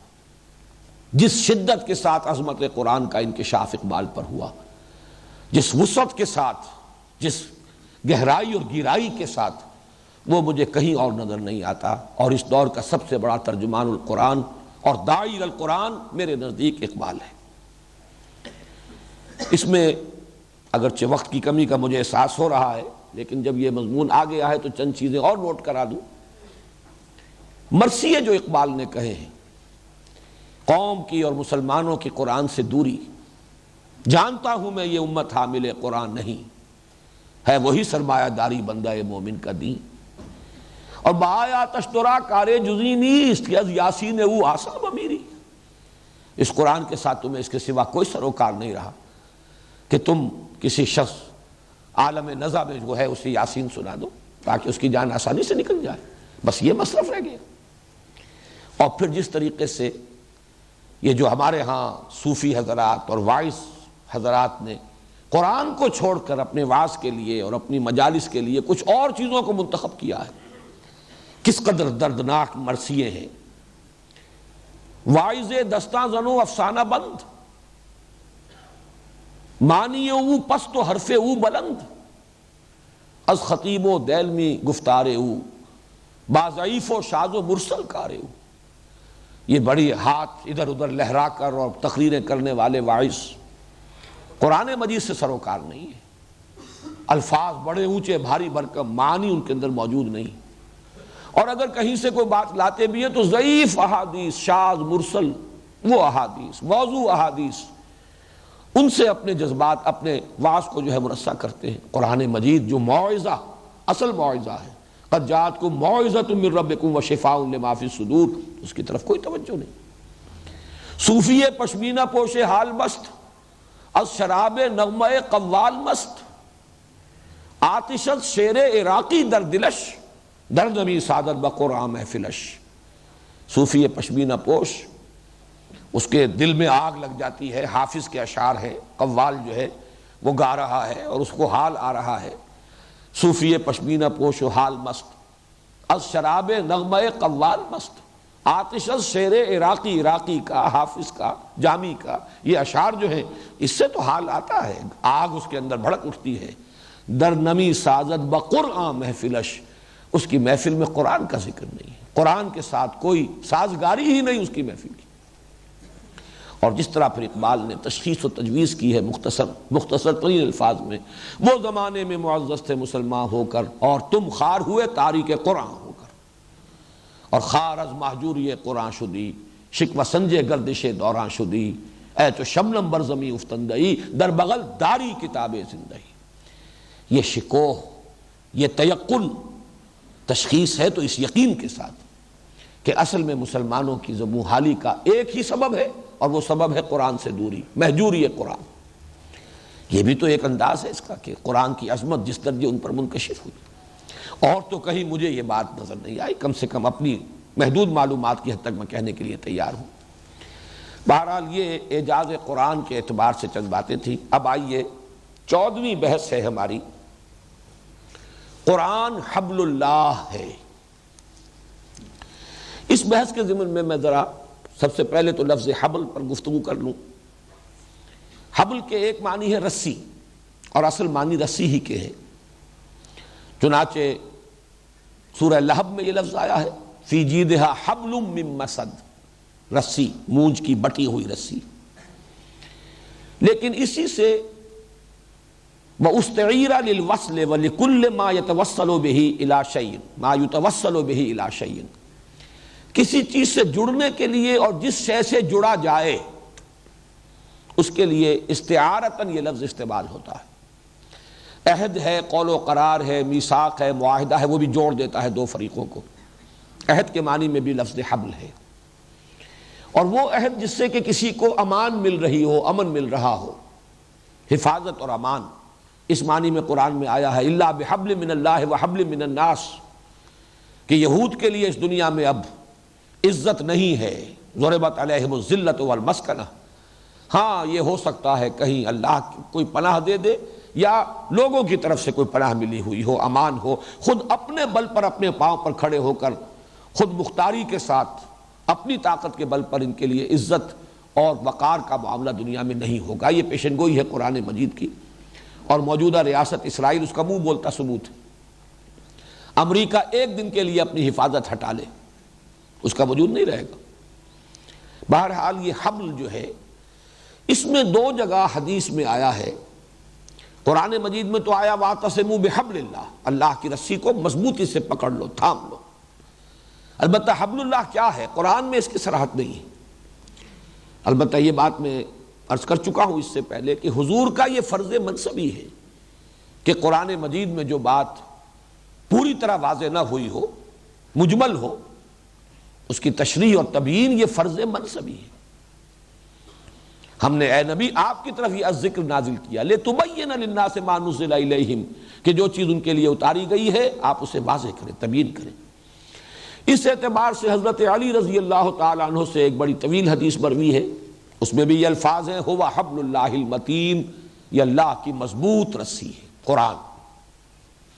عبداللہ ابن عمر رضی اللہ تعالیٰ عنہ سے بھی حضرت علی سے جو روایت ہے وہ ترمذی میں موجود ہے، اور عبداللہ ابن عمر رضی اللہ تعالیٰ عنہما سے جو روایت ہے وہ رزین میں ہے، اس میں بھی الفاظ ہیں ہوا حبل اللہ المتین، یہ قرآن ہی اللہ کی مضبوط رسی ہے۔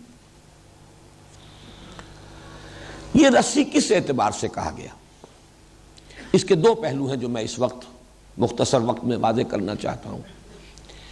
ایک تو بندہ اللہ سے جڑتا ہے اس رسی کے ذریعے، یہ رسی ہمیں اللہ سے جوڑنے والی ہے، یعنی تعلق مع اللہ اور تقرب الی اللہ کا سہل ترین لیکن مؤثر ترین ذریعہ قرآن حکیم ہے۔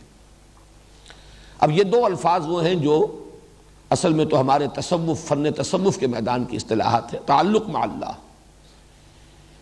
تعلق کے معنی بھی ہوگا علق کہتے ہیں، لٹک جانا، علقہ لٹکی ہوئی شے، اللہ سے لٹک جانا، جڑ جانا، اور تقرب الی اللہ، اللہ سے قریب ہونے کی کوشش کرنا۔ یہی سلوک، طریقت، اس کا مقصد یہی ہے، اللہ سے قریب تر ہوتے چلے جانا۔ تعلق مع اللہ میں اضافہ، تقرب الی اللہ، اس کا سب سے مؤثر اور سہل ترین ذریعہ قرآن حکیم ہے۔ اس اعتبار سے دو حدیثیں میں آپ کو سنا رہا ہوں۔ ایک کے راوی حضرت عبداللہ ابن مسعود ہیں رضی اللہ تعالی عنہ، القرآن حبل اللہ الممدود من السماء الی الارض، یہ قرآن اللہ کی رسی ہے جو تنی ہوئی ہے آسمان سے زمین تک۔ اور یہی الفاظ ترمذی میں زید ابن ارقم سے مرفوعاً روایت کیے گئے، القرآن حبل اللہ الممدود من السماء الی الارض، یہ اللہ کی رسی ہے، یعنی اگر اللہ سے جڑنا ہے، اللہ سے تعلق قائم کرنا ہے تو اس قرآن کو تھام لو، مضبوطی کے ساتھ تھام لو، اس سے تم اللہ سے جڑ جاؤ گے۔ اللہ کا قرب حاصل کر سکو۔ اور دوسری جو ہے طبرانی کی معجم کبیر کی روایت ہے، اور یہ بڑی پیاری روایت ہے، اس میں ایک نقشہ سامنے آتا ہے جسے ہم کہہ سکتے ہیں تصویر لفظی، الفاظ میں نقشہ کھینچ دینا، کہ حضور اپنے حجرے سے برآمد ہوئے صلی اللہ علیہ وسلم، آپ نے مسجد کے گوشے میں دیکھا کچھ صحابہ بیٹھے ہوئے قرآن کا مذاکرہ کر رہے تھے، گفتگو کر رہے تھے، سمجھ رہے تھے، سمجھا رہے تھے۔ حضور تشریف لے آئے، پہلا تو بڑا پیارا سوال کیا آپ نے، الستم تشہدون ان لا الہ الا اللہ وانی رسول اللہ وان ھذا القرآن جاء من عند اللہ، کیا آپ لوگ اس کی گواہی نہیں دیتے کہ اللہ کے سوا کوئی معبود نہیں اور میں اس کا رسول ہوں صلی اللہ علیہ وسلم، اور یہ قرآن اللہ کے پاس سے آیا ہے؟ میں توجہ دلا رہا ہوں، پاس سے آیا ہے۔ بلکہ ایک اور روایت، آج میرا ذہن ادھر نہیں گیا ورنہ میں اس کی تلاش کروا لیتا، متن کی اور سند کی بھی تحقیق کرتا۔ ایک روایت کے یہ الفاظ، اس کا مفہوم یہ ہے کہ بندہ اپنے رب کی خدمت میں جب حاضر ہو تو جو بہترین تحفہ وہ پیش کر سکے گا اپنے پروردگار کے سامنے، وہ خود اس کا وہ کلام ہوگا جو اس میں سے خرج من ایل، جو نکلا ہے اس میں سے۔ کلام جو ہے وہ تو کسی ہستی سے خارج ہوتا ہے، اس سے ہی صادر ہوتا ہے، میرا کلام مجھ سے صادر ہو رہا ہے، تو خرج من ایل کے الفاظ ہیں۔ یہ ایل عبرانی میں اللہ کے لیے ہے، جبرائیل، اسرائیل۔ اسرائیل یہ دو الفاظ سے مرکب ہے، اسر اور ایل۔ اسر کے معنی عبد، ایل اللہ، اسرائیل کے معنی عبداللہ، اللہ کا بندہ۔ تو خرج من ایل، جو اللہ کی ذات سے صادر ہوا ہے یہ کلام، یہی بہترین تحفہ ہوگا۔ جیسے بادشاہوں کے حضور میں پیش ہوتے ہوئے نذرانہ پیش کیا جاتا ہے، تو ظاہر بات ہے کہ شہنشاہ ارض و سما کی جناب میں سب سے بڑا نذرانہ جو پیش کر سکے گا کوئی بندہ، اس کا کلام ہوگا۔ جیسے ایک روایت میں یہ بھی آتا ہے کہ کہا جائے گا قرآن کے پڑھنے والوں سے کہ قرآن پڑھو اور ترقی کرتے چلے جاؤ۔ جو بھی قاری تھے قرآن کے، قاری سے مراد صرف وہ قاری نہیں جو ہمارے ہاں قاری سمجھے جاتے ہیں، بلکہ یہ کہ جو قرآن کے علم اور حکمت سے بھی واقف ہیں اور پھر اس کو پڑھتے بھی ہیں، تو جو ان کی ترقی ہوتی چلی جائے گی اور آخری مقام ان کا معین ہوگا جہاں جو ان کا سرمایہ ہے قرآن کا، جہاں وہ ختم ہوگا، آخری آیت جو پڑھیں گے اس وقت تک تسلسل کے ساتھ ترقی ہوگی، ترقی درجات، یہاں تک کہ وہ مقام آ جائے گا آخری لفظ وہ پڑھیں گے قرآن کا، وہ مقام معین ہوگا۔ بہرحال حضور صلی اللہ علیہ وسلم سوال کیا، لستم تشہدون ان لا الہ الا اللہ وانی رسول اللہ وان ھذا القرآن جاء من عند اللہ۔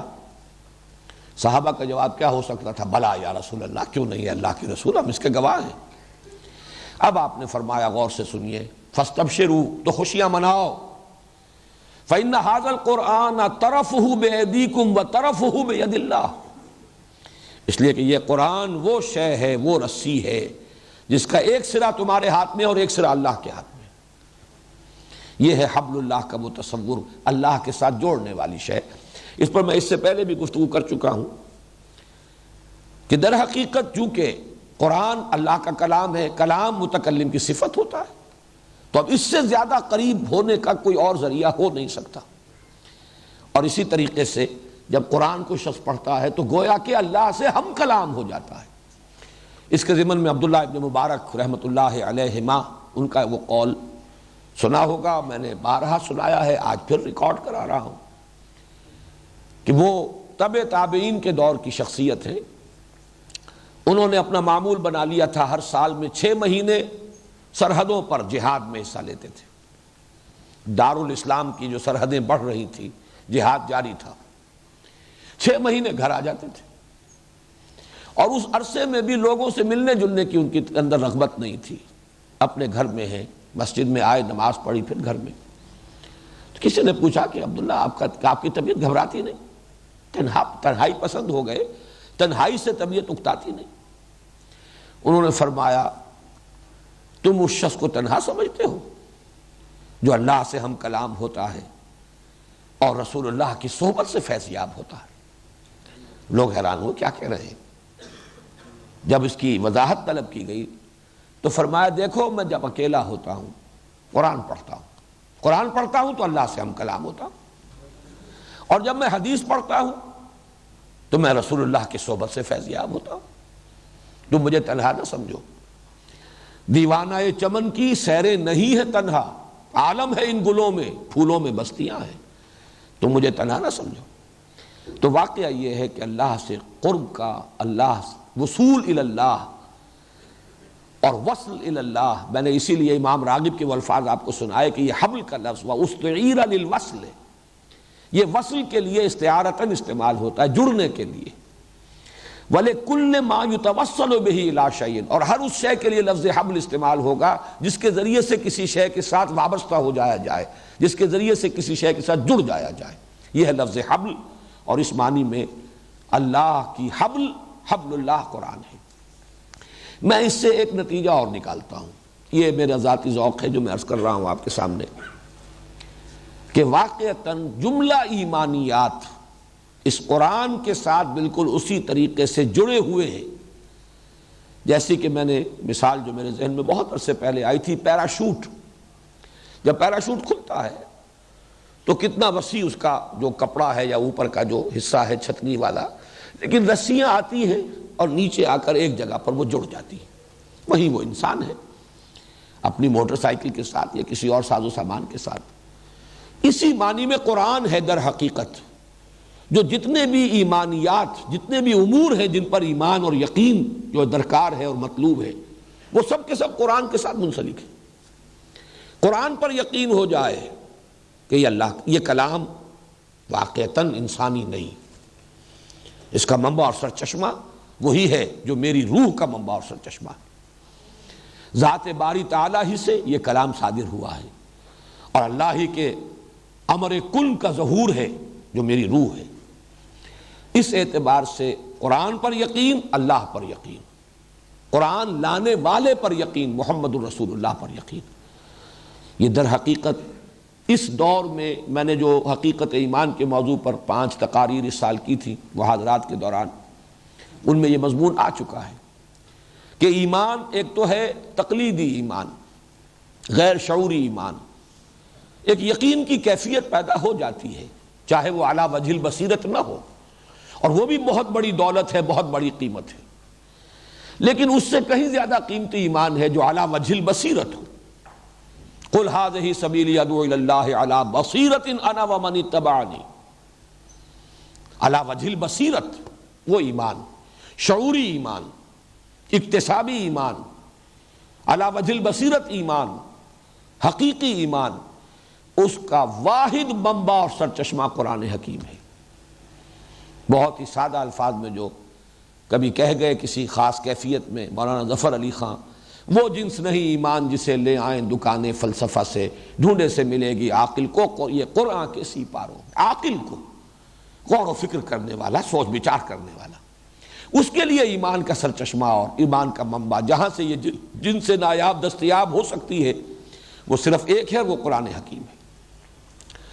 قرآن کے حبل اللہ ہونے کا ایک دوسرا پہلو ہے، اور وہ ہے اہل ایمان کو جوڑنے والی رسی، ان کو باہم ایک دوسرے سے باندھ دینے والی شے، ان کو بنیان مرصوص بنانے والی شے۔ اس لیے کہ قرآن حکیم میں جہاں یہ آیا ہے اعتصام بحبل اللہ، وہاں اس کے ساتھ ہی ہے وَلَا تَفَرَّقُوا وَاعْتَصِمُوا بِحَبْلِ اللَّهِ جَمِيعًا وَلَا تَفَرَّقُوا، اہل ایمان کو جوڑنے والی، بنیان مرصوص بنانے والی رسی قرآن حکیم ہے۔ کیوں؟ اس لیے کہ انسانی اتحاد ظاہر بات ہے کہ وہی مستحکم اور پائیدار ہوگا جو فکر و نظر کی ہم آہنگی کے ساتھ ہو۔ بہت سے اتحاد ہوتے ہیں وقتی طور پر، آپ کی سیاسی مصلحتیں ہیں، آپ نے اتحاد قائم کر لیا، کوئی دنیاوی مفادات ہیں ان کی بنا پر اتحاد ہو گیا، یہ اتحاد حقیقی نہیں ہے، پائیدار نہیں ہے، مستحکم نہیں ہے۔ انسان حیوان عاقل ہے، سوچتا ہے، غور کرتا ہے، اس کے نظریات ہیں، اس کے اہداف ہیں، اس کے کچھ مقاصد ہیں، کوئی نصب العین ہے۔ نظریات کا اور اپنے نصب العین کا اور مقاصد کا بڑا گہرا رشتہ ہے۔ تو جب تک ان میں ہم آہنگی نہ ہو کوئی اتحاد پائیدار اور مستحکم نہیں ہوتا۔ اس اعتبار سے وَاعْتَصِمُوا بِحَبْلِ اللَّهِ، اس اللہ کی رسی کو مضبوطی سے تھامو گے تو گویا کہ 2 رشتے قائم ہو گئے۔ جیسے کل شریعت کو تعبیر کیا جاتا ہے کہ شریعت نام ہے حقوق اللہ، حقوق العباد، اللہ کے ساتھ جوڑنے والی سب سے بڑی عبادت نماز، بندوں کے ساتھ صحیح تعلق قائم کرنے والی زکوٰۃ۔ اسی طریقے سے سمجھیے کہ حبل اللہ ایک طرف اللہ سے جوڑ رہی ہے، دوسری طرف باہم اہل ایمان کو ایک بنیان مرصوص کا جسد واحد، جیسے حدیث میں آتا ہے، ایک جسد بنا دینے والی شے۔ اور یہی وہ بات ہے، اس کو بھی علامہ اقبال نے جس خوبصورتی سے کہا ہے، میں تو واقعہ یہ کہ حیران ہوتا ہوں، از یک آئینی مسلمہ زنداست، پے کرے ملت ز قرآن زنداست، ما ہما خاک و دل آگاہ اوست، اعتصامش کن کہ حبل اللہ اوست۔ مفسرین کے ہاں تو بہت سے اقوال مل جائیں گے، حبل اللہ سے مراد یہ ہے، حبل اللہ قرآن میں، حبل اللہ اسلام ہے، حبل اللہ جو ہے وہ کلمہ طیبہ ہے، یہ ساری چیزیں اپنی جگہ پر درست، لیکن ایک تو حضور صلی اللہ علیہ وسلم کی احادیث میں نے آج آپ کو سنا دی، اور پھر اس کی جس قدر عمدہ تعبیر کی ہے علامہ اقبال نے، یہ فصاحت اور بلاغت کے اعتبار سے بھی میرے نزدیک بہت اونچا مقام ان دو اشعار کا۔ ما ہما خاک و دل آگاہ اوست، ہم جو ہیں ہم تو جیسے خاک ہے، یہ جسم ہمارا جو ہے خاکی ہے، البتہ دل آگاہ، وہ دل اندر، وہ دل زندہ، وہ دل حقیقت میں پے کرے ملت میں، وہ دل کی حیثیت قرآن کو حاصل ہے۔ اب ذرا نوٹ کیجئے قرآن مجید میں بھی جہاں یہ فرمایا گیا وَاعْتَصِمُوا بِحَبْلِ اللَّهِ جَمِيعًا وَلَا تَفَرَّقُوا، آگے جو مثال دی گئی ہے وَاذْكُرُوا نِعْمَتَ اللَّهِ عَلَيْكُمْ إِذْ كُنْتُمْ أَعْدَاءً فَأَلَّفَ بَيْنَ قُلُوبِكُمْ، تمہارے دلوں کو جوڑ دیا ہے۔ یہ دل آگاہ جو ہے قرآن مجید اہل ایمان کے دلوں کو جوڑتا ہے، ان کو باہم پیوست کرتا ہے، اور یہ دلی تعلق، دلی ہم آہنگی، یہ ہے اصل میں کہ جو مسلمانوں کو بنیان مرصوص بنانے والی ہے۔ اب 15واں اور آخری موضوع ہے جس پر مجھے کچھ زیادہ وقت نہیں لینا، یہ ساری باتیں اپنی جگہ حق، اور بھی بہت سے عنوانات ذہن میں آئے، میرا ارادہ تو پہلے یہ تھا کہ صرف 2 دنوں میں اپنی یہ گفتگو میں مکمل کر لوں گا، لیکن جیسے جیسے میں نے کچھ نوٹس لکھنے شروع کیے مختلف چیزیں سامنے آتی چلی گئیں۔ یہ بھی نہیں تھا کہ کوئی بڑی پلاننگ سے اور بہت غور و فکر سے میں نے یہ چیزیں مرتب کی ہوں، لیکن بہرحال جب میں نے کچھ اشارات اپنے قلم بند کرنے کی کوشش کی تو وہ بات پھیلتی چلی گئی، اور اس میں نے دیکھا، اب میں آج بھی سوچ رہا تھا کہ کچھ اور عنوانات سامنے آ رہے تھے، بہت سے پہلو تشنہ رہ گئے ہیں، اس کی تشنگی کا احساس مجھے ہوا، لیکن یہ کہ میں نے فیصلہ کر لیا تھا کہ آج ہمیں اس گفتگو کو یہیں ختم کر دینا ہے، باقی چیزیں جو ہیں مختلف درس کے دوران مختلف مواقع پر انشاءاللہ ان پر گفتگو ہوتی رہے گی، لیکن یہ کہ ان سب کا جو اصل میں عملی نتیجہ نکلنا چاہیے وہ کیا ہے، یہ ساری باتیں جو 14 عنوانات کے تحت سامنے آئی ہیں، مجھ پر، آپ پر اس کے ضمن میں ذمہ داری کیا ہے، اس کے اعتبار سے میں آج خاص طور پر اس کتابچے کا ذکر کرنا چاہتا ہوں جو ہماری اس پوری تحریک کے لیے 2 بنیادوں میں سے ایک بنیاد کی حیثیت رکھتا ہے۔ یہ ساری دعوت رجوع القرآن کے ضمن میں جو بھی کوئی خدمت پچھلے 26 سالوں کے دوران بن آئی ہے، سن 65 سے یہ سن 91 ہے، اب 26 برس، جس میں کہ 6-7 سال تنہا تھا، نہ کوئی انجمن، نہ ادارہ، نہ جماعت، پھر انجمن خدام القرآن قائم ہوئی، پھر یہ قرآن اکیڈمی کا سنگ بنیاد 1977 میں رکھا گیا، بہرحال اس میں کچھ کام شروع ہوا 1-1.5 سال کے بعد، پھر اسی کے بطن سے یہ قرآن کالج کی ولادت ہوئی، اس کے سر پر یہ قرآن آڈیٹوریم کا تاج آیا ہے، سجا ہے، جس میں ہم اس وقت بیٹھے ہیں۔ اس پوری جد و جہد کی بنیاد اور اساس 2 کتابچے ہیں۔ ایک سن 67 میں نے لکھا تھا مضمون میثاق کے اداریے کے طور پر، اسلام کی نشأت ثانیہ کرنے کا اصل کام، اور ایک میں نے 2 تقریریں کی تھی سن 68 کے اوائل میں، مسلمانوں پر قرآن مجید کے حقوق، ہمارے فرائض کیا ہیں، ہماری ذمہ داریاں کیا ہیں۔ اس کا ایک پس منظر تھا، اس زمانے میں جشن منائے جاتے تھے بہت سے مختلف عنوانات سے، جشن خیبر، جشن مہران وغیرہ وغیرہ، اور اس میں راگ رنگ کی محفلیں بھی ہوتی تھی۔ صدر ایوب صاحب کا زمانہ تھا یہ، اگرچہ شکست و ریخت کے آثار ظاہر ہو رہے تھے، زوال شروع ہو چکا تھا، لیکن یوں کہہ سکتے ہیں کہ ان کے دور اقتدار کی وہ آخری بھڑک تھی، بجھنے سے پہلے چراغ جو بھڑکتا ہے، اور یہ رشوتیں تھیں، لوگوں کو مست رکھو۔ اقبال کو تو خیر وہ جو ابلیس کی مجلس شورا میں انہوں نے ابلیس کی ترجمانی کی ہے کہ مست رکھو ذکر و فکر صبح گاہی میں اسے، وہ ذکر و فکر صبح گاہی کے بجائے بھی یہ راگ رنگ کی محفلوں میں مست رکھو لوگوں کو۔ تو اسی زمانے میں مذہبی لوگوں کو ایک رشوت کے طور پر جشن قرآن عطا کیا گیا تھا، تم بھی کچھ اپنا ذوق اور شوق پورا کر لو، جشن مناؤ۔ تو وہ جو جشن تھا 1400 سالہ جشن نزول قرآن، اس میں بڑی محفلیں ہوئی، قرات کی، اور مصری قراء آئے، اور اس میں وہ جو سونے کے تار سے قرآن لکھے جانے والا پروجیکٹ شروع ہوا وغیرہ وغیرہ۔ اس وقت ذہن منتقل ہوا، کیا یہ حق ہے قرآن کا؟ کیا آپ نے ان کاموں کے ذریعے سے ہم قرآن مجید کا حق ادا کر رہے ہیں؟ تو میں نے 2 تقریریں کی تھی۔ یہ جو 5 حقوق میں نے اس وقت بیان کیے، ہر مسلمان پر حسب صلاحیت و استعداد قرآن کے 5 حق عائد ہوتے ہیں۔ اسے مانے جیسے کہ ماننے کا حق ہے، اس کے لیے اصطلاح ایمان اور تعظیم۔ نمبر 2، اسے پڑھے جیسے کہ پڑھنے کا حق ہے، تجوید، ترتیل، حفظ، پھر اس کا ایک معمول بنانا۔ نمبر 3، اسے سمجھے جیسے کہ سمجھنے کا حق ہے، اور اس میں 2 اصطلاحات، تذکر اور تدبر، جس پر گفتگو ہو چکی ہے، کل ہم بات کر چکے ہیں اس پر۔ چوتھا حق، اس پر عمل کرے جیسے کہ عمل کرنے کا حق ہے، اور عمل کا ایک پہلو ہے انفرادی زندگی میں، حکم بالقرآن، ہماری ہر رائے، ہمارا ہر فیصلہ قرآن پر مبنی ہو، ہر عمل کسی نہ کسی رائے پر مبنی ہوتا ہے۔ اور ایک اجتماعی زندگی میں اقامت ما انزل من اللہ، قائم کرنا قرآن کو، یا اہل الکتاب لستم علی شیء حتی تقیموا التوراۃ والانجیل وما انزل الیکم من ربکم، اے کتاب والو تمہارا کوئی مقام نہیں جب تک کہ تم قائم نہ کرو تورات کو اور انجیل کو، اور جو کچھ تمہاری طرف نازل کیا گیا تمہارے رب کی طرف سے۔ اور 5واں حق، قرآن کا پھیلانا، قرآن کا عام کرنا، قرآن کو دوسروں تک پہنچانا، تبلیغ اور تبیین۔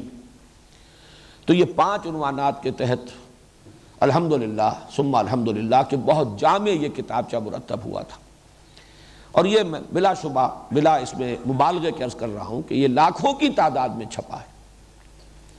انگریزی میں ترجمہ ہوا، پھر عربی میں بھی ہوا تھا، فارسی میں ہوا، سندھی زبان میں بھی الحمدللہ شائع ہوا۔ یہ کتابچہ جو ہے، یہ تو میں آج ایک تو یہ عرض کر رہا ہوں کہ اسے اب اس ہفتے کا ہوم ورک سمجھیے۔ جو شخص بھی اس درس میں پابندی کے ساتھ شرکت کا ارادہ رکھتا ہے، وہ اس ہفتے کے دوران اس کتابچے کا مطالعہ ضرور کر لے۔ یہ بھی گویا کہ در حقیقت میری ان 4 گفتگوؤں کا تتمہ ہے، لازمی تتمہ، یہ اس کا تکملہ ہے، ضروری تکملہ۔ اس کا مطالعہ اس ہفتے کے دوران ضرور کر لیا جائے۔ بعض حضرات اگر ایسے ہوں کہ جنہیں اردو میں پڑھنے میں دقت ہو، تو شاید کچھ نسخے ہمارے ہاں کہیں سے نکل آئے تھے، اس وقت آؤٹ آف پرنٹ ہے انگریزی والا، لیکن شاید انگریزی کے بھی کچھ نسخے موجود ہوں، وہاں پر رات حاصل کر لیں۔ اس وقت میں صرف یہ عرض کر رہا ہوں، یہ حقوق اگر ہم ادا نہیں کرتے تو از روئے قرآن ہماری حیثیت کیا ہے؟ اگر یہ ہم ادا نہ کریں گے تو یہی قرآن کو ترک کر دینا ہے، یہی مہجوری ہے جس کو اقبال نے کہا خار از مہجوری قرآن شدی، جو سورہ فرقان میں فریاد نقل ہوئی ہے محمد الرسول اللہ صلی اللہ علیہ وسلم کی، وقال الرسول یا رب ان قوم اتخذوا هذا القرآن مہجورا۔ اور میں نے یہاں نقل کیا ہے مولانا شبیر احمد عثمانی رحمۃ اللہ علیہ کا جو حاشیہ ہے، کہ اس میں ہم لوگ بھی اگر قرآن مجید کے یہ حقوق ادا نہیں کرتے، اس کا پڑھنا، اس کا سمجھنا، اس پر عمل کرنا، اسے دنیا دوسروں تک پہنچانا، اگر یہ کام نہیں کر رہے تو حضور صلی اللہ علیہ وسلم کے اس قول کا اطلاق، آپ کے اس فرمان کا، آپ کی اس فریاد کا اطلاق ہم پر بھی ہوگا۔ گویا کہ حضور صلی اللہ علیہ وسلم ہمارے خلاف مدعی کی حیثیت سے کھڑے ہوں گے اللہ تعالیٰ کی عدالت میں۔ اور اسی کے ضمن میں قرآن مجید میں 2 مقامات پر اسے تکذیب کہا گیا ہے۔ لاکھ آپ سمجھیں کہ آپ قرآن مجید پر ایمان رکھتے ہیں اور اس کی تصدیق کرتے ہیں، لیکن اگر ان حقوق کی ادائیگی اپنی استعداد کے مطابق، اپنی امکانی حد تک اگر اس کی آپ کے حقوق کی ادائیگی نہیں کر رہے تو در حقیقت آپ قرآن کو جھٹلا رہے۔ یہ سابقہ امت کے بارے میں سورہ جمعہ میں آیا،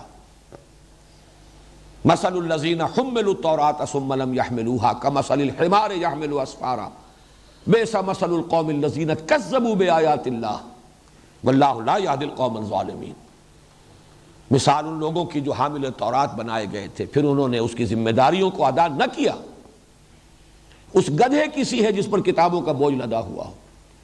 بری مثال ہے اس قوم کی جس نے اللہ کی آیات کو جھٹلایا، یہ تکذیب ہے، اور اللہ ایسے فاسقوں کو، ظالموں کو ہدایت نہیں دیتا۔ تو ہمیں کانپنا چاہیے، لرزنا چاہیے، کہیں ہمارا شمار بھی انہی میں نہ ہو جائے۔ اور جب قرآن نازل ہوا ہے تو جو مخاطب تھے اس قرآن کے، ان کے سامنے بھی یہی بات کہی گئی، وہ بہت ہی جامع مقام ہے۔